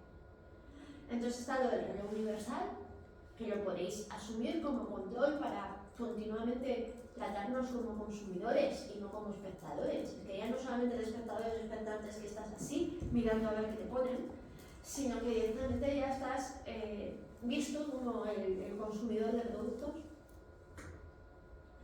Y luego el otro término que él habla es de la monoforma. Entonces la monoforma, bueno, él lo aplicaba sobre toda la televisión, pero hay cosas que tampoco han variado mucho, ¿no? Porque cuando nos hablan de acontecimientos hay todo un montaje que es muy parecido, da igual de qué cadena pongas el telediario o el reportaje, hay una forma de presentar, hay una forma de montar las imágenes, de tratar con el experto que siempre va a decir lo mismo, de meter la música cuando conviene, de sacar a la gente llorando, ¿no? Y por ejemplo en este libro que os decía, pues por ejemplo análisis de cosas increíbles, después de las Torres Gemelas, ¿no? Ponían un programa con muchísima gente murió allí en la caída de las torres, pues habían reunido a un grupo de viudas que estaban enseñando fotos de sus parejas y de sus maridos fallecidos, y entonces de repente, o sea, cortaba esto, pero ni siquiera cortar mucho, o sea, entrada de publicidad en los antidepresivos, y bueno, ¿no? Entonces, que dice, bueno, esto es muy bonito, ¿no? Pero es que son cosas que han pasado y que sabéis que no, sin exagerar tanto, que decir, sin llegar a esos límites de un poco de insulto a la intimidad, ¿no? Siguen pasando muy parecidas. Entonces, Watkins siempre lo que ha planteado es que el espectador es adulto y es inteligente, y yo le debería crear una obra, pero primero una obra, no un producto. Yo creo obras, no creo productos, ¿no? Yo debería crear una obra precisamente para que él pensara, para que tuviera una idea. Yo he tenido unas ideas en torno a esta cosa. Bueno, pues a ver con mi obra qué es lo que piensa él. Os voy a poner un fragmento un poquito largo, luego tengo otros más cortos, del inicio, para que veáis un poco. En el inicio os cuenta un poco esto, ¿no? Él te va informando para que no todo el mundo se sabe esto de la común. Y presenta un poco el espacio donde se va a ver. ¿Esto va? ¿No?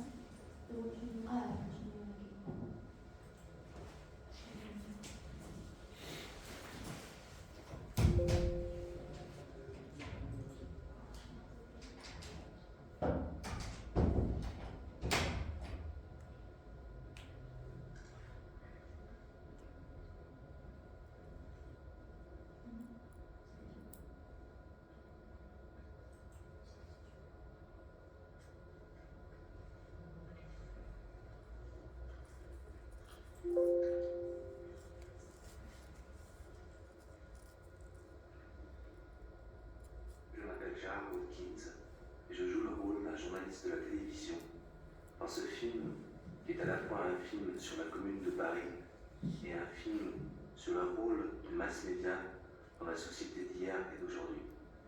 Je m'appelle Aurélia Petit et je vais jouer le rôle de Blanche Capelier, journaliste de la télévision communale. Premièrement, ce qui a été assez difficile, c'est que c'est quelqu'un de crédule, avec un optimisme forcené, et connaissant l'histoire et la fin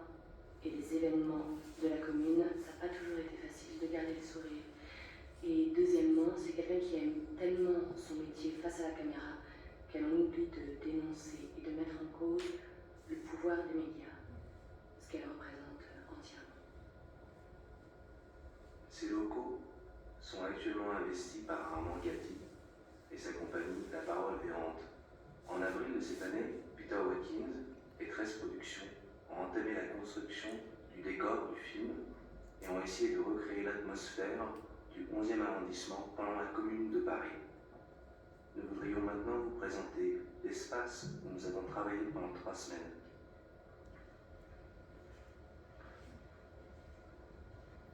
Hier, nous avons fini le tournage et le décor est exactement dans l'état où nous l'avons laissé après la dernière scène du film.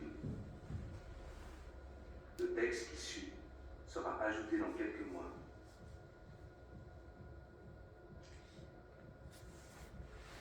Au-dessus d'une barricade flotte le drapeau tricolore du gouvernement français, là où quelques heures auparavant se trouvait le drapeau rouge de la Commune de Paris.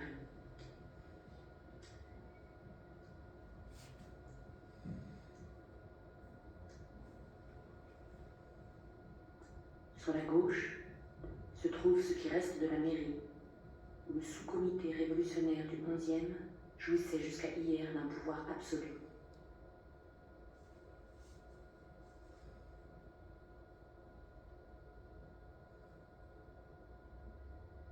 À l'extérieur, un officier des forces gouvernementales était assis devant cette table, avec un stylo et de l'encre, et a condamné des centaines de communards du quartier à une mort instantanée, sous les balles d'un peloton d'exécution. Au-delà de cette table se trouve une cour du quartier, avec ses mouches et sa fausse d'aisance. Et à côté, le café où nous avons filmé les discussions avec les comédiens sur la Révolution et la société contemporaine. Juste derrière, le mont-de-piété, un système gouvernemental de prêt sur gage qui maintenait la classe ouvrière de l'époque en état d'endettement permanent. Des biens précieux, matelas, draps, chaussures, ustensiles de cuisine, vendus si les familles ne pouvaient se les racheter.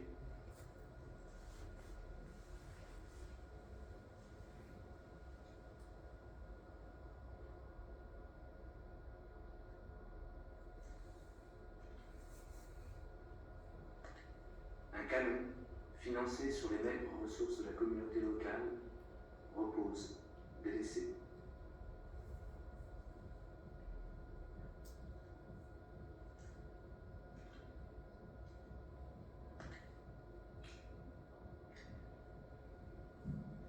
Bueno, os lo voy a dar un poquito para que Sur veáis cet la espace presentación de ouvert, personajes. hier soir, les corps Jean Aujourd'hui, me rappelle Yo creo que os 640. presentan un poco los que van a salir. Bon, les circonstances ne sont pas les mêmes. Hein. On vient d'être battu par les Prussiens, ils viennent là de nous humilier le 18 janvier dernier en proclamant l'Empire Versailles. Quant à ce qui se passe à Paris, on peut quand même regretter une chose, c'est que l'Assemblée nationale qui vient d'être élue, qui est surtout le représentant de la province, il prit un certain nombre de décrets et de lois qui sont complètement ridicules, notamment le paiement des loyers. Il faut savoir quand même qu'on vient de vivre un siège, on vient de vivre des circonstances très difficiles, et vous en doutez bien qu'actuellement tout le monde est quasiment ruiné. Alors il aurait mieux fait d'attendre, d'être un peu plus diplomate. Ce que je crains simplement, c'est que tout ça dégénère. Hein. En attendant, on ne sait pas où on ira. Quant à mon boulot, moi personnellement, je fais un petit peu de bric et broc, je suis surtout écrivain public. Je donne des cours, hein, comme au petit Marcel, qui est ici, là, à côté de moi. C'est le fils de mes voisins, des braves gens très sympathiques. Et puis, il me reproche parfois d'ailleurs d'être sévère, parce que j'exige qu'on sache lire, écrire et compter. Hein. Mais je lui ai dit que savoir lire, écrire et compter, c'était la condition d'être un homme libre. Voilà, sinon, c'est tout ce que je peux vous dire. Hein. Enfin, je suis quand même inquiet pour que ça dégénère. En attendant, si ça dégénère d'un côté ou de l'autre, il y en a un qui va faire pareil, c'est ce fumier de Bismarck. Voilà.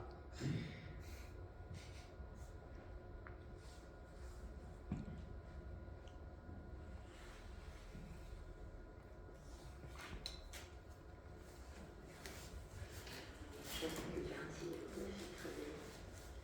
La commune, comme une famille pour elle.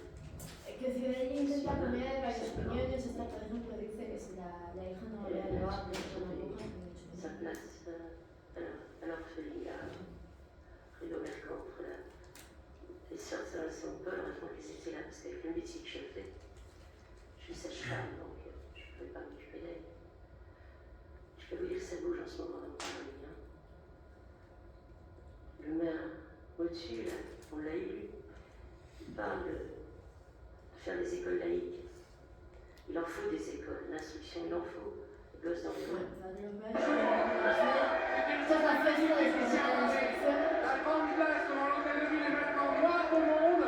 Les Parisiens, toutes classes confondues, sont venus assister à l'installation de la commune à l'hôtel de ville.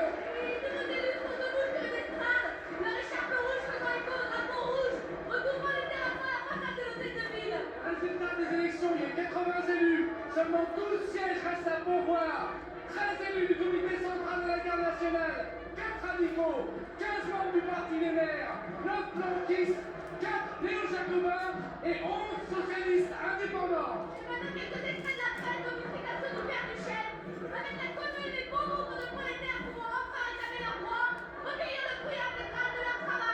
Pour le cri du peuple, la proclamation de la commune console de 20 ans d'empire, 6 mois de défaite et de trahison.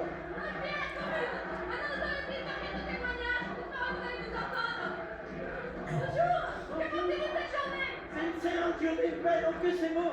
Et t'as vu, la République et la sociale enfin réunis, regarde le drapeau. C'est magnifique. Oh, quelle belle journée, je suis heureux, tu sais. Qu'est-ce qui va changer pour vous, monsieur? Tout va changer, j'avais jamais osé l'espérer. Tout va changer. Oh oui, allez, attention, merci. Bonjour. Que pensez-vous de cette journée? Eh ben, acheteur, je suis chez Ouvrieux qui savent en tête les mouettes. Parce que Veilleux et Macovillon, siège qui s'occupe de nos misères à nous chez Ouvrieux, en vivant comme des chiens. Alors, vivez le commun, la nuit, vivez le commun. Madame, que pensez-vous de cette journée? Je pense qu'ils ont raison de se révolter, mais je voudrais pas que ça aille trop loin, que ça dégénère trop. Comment ça, trop loin? C'est tout à fait légal, ils sont là. Élus, qu'est-ce qu'ils veulent, hein? Ils se laissent mener par des étrangers. Tout au long de la nation. Bafoués. Une poignée d'insurgés, c'est tout, mais c'est pas du tout représentatif de ce que pense la population, pas du tout. Moi, j'ai très peur. Mais que vous êtes venus faire ici? Nous sommes républicains, mais nous avons le cœur. Que le cœur de la paix. De la nation française. Para que veáis cómo representa a la tele de estas shows.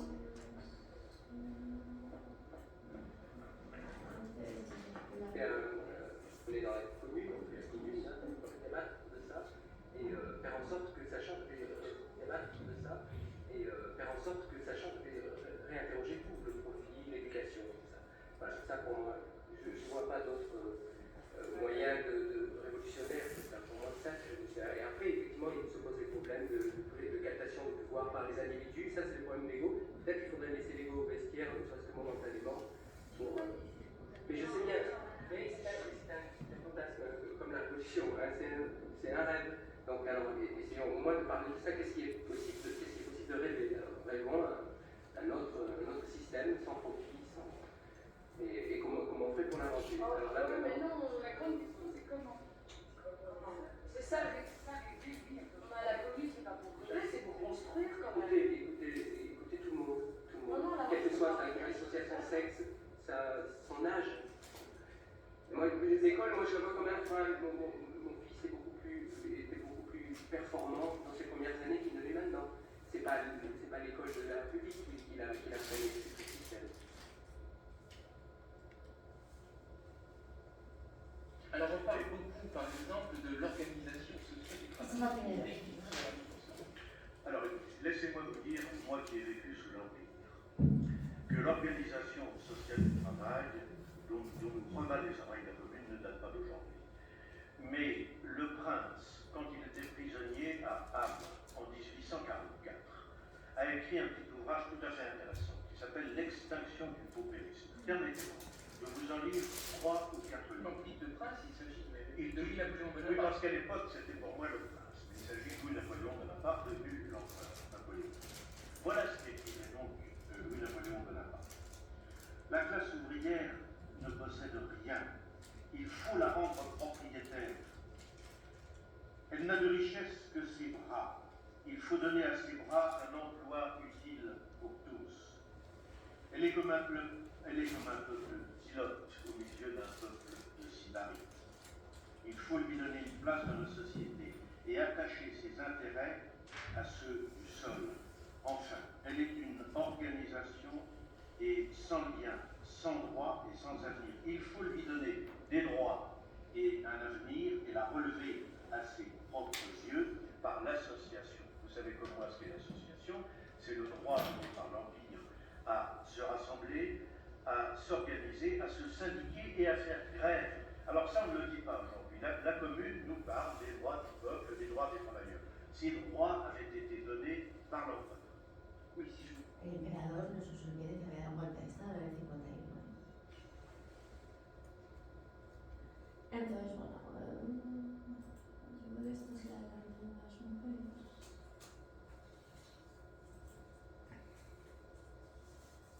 Una de las cosas que se permitieron, dada la situación de paro campante, fue que los talleres que se habían quedado vacíos se podían ocupar. Se podían ocupar para trabajar, ¿no?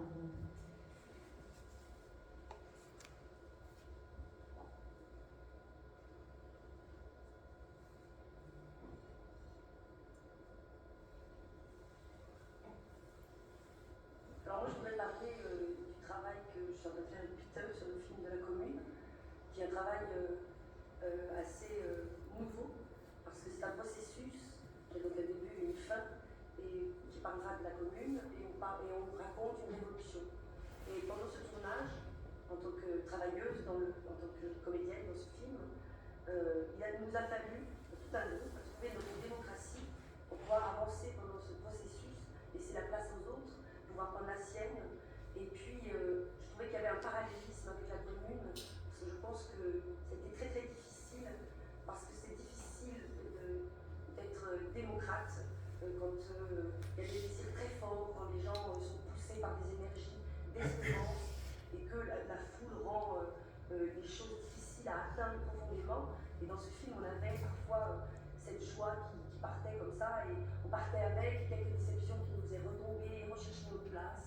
J'ai trouvé ça très, très passionnant. Voilà. Moi, je voudrais rajouter par rapport à ce qu'elle vient de dire que juste avant qu'on soit dans notre caméra, on a voté pour pas que les hommes viennent. Moi, j'ai voté pour parce que je crois qu'on n'a pas les mêmes soucis. Même s'il y a des hommes qui nous comprennent, c'est pas la même chose. Et c'est pas du tout de l'anti-homme, pas du tout, nous on les aime, les hommes. Et je crois que vraiment, quand on n'est pas atteint dans soi, c'est toujours difficile de parler pour les autres. Et qu'il est temps que les femmes elles parlent pour elles. Pour tout le monde, de toute façon, il est temps qu'on ne soit pas représenté, mais qu'on soit. Et je pense pas que les hommes et les femmes soient les mêmes, et pourtant je pense qu'ils ont droit à la même chose, au respect, à l'intimité, et ce serait bien que ça arrive, et que là on est en 1999, et puis que la commune ça résonne, parce qu'on en est toujours au même point quand même. On a changé les privilèges contre le pouvoir de l'argent. On a transformé un peu, alors soit les femmes maintenant elles travaillent, mais moi je trouve qu'elles se font toujours avoir dans la mesure où maintenant elles travaillent à l'extérieur, mais à l'intérieur c'est toujours elles. Chez les gens, c'est toujours quand même les bonnes femmes qui s'occupent des gens, qui assument tout ça. Alors que quand même, il y a des gens qui partagent, mais je trouve que c'est vraiment pas encore ça, et que là on se fait vraiment avoir parce que on croit que c'est ça. Et je me sens encore plus. Et on se fait encore plus avoir parce qu'on a un peu de confort et un peu de semblant. Au moins. Eso es un ejemplo, ¿no? Sobre todo la segunda parte de la película tiene. De vez en cuando se reúnen y hay un momento, bueno, aquí obviamente están hablando de que les ha parecido el rodaje, pero hay momentos en que empiezan hablando de algunas de los debates de la comuna y siguen hablando por sus problemas del año 99-2000. Entonces, de hecho, Wozni tenía que organizar el trabajo, porque efectivamente era un rodaje complejo, pero no les, por decirlo así, no tenían un guión, bueno, pues les había dado un poco de información.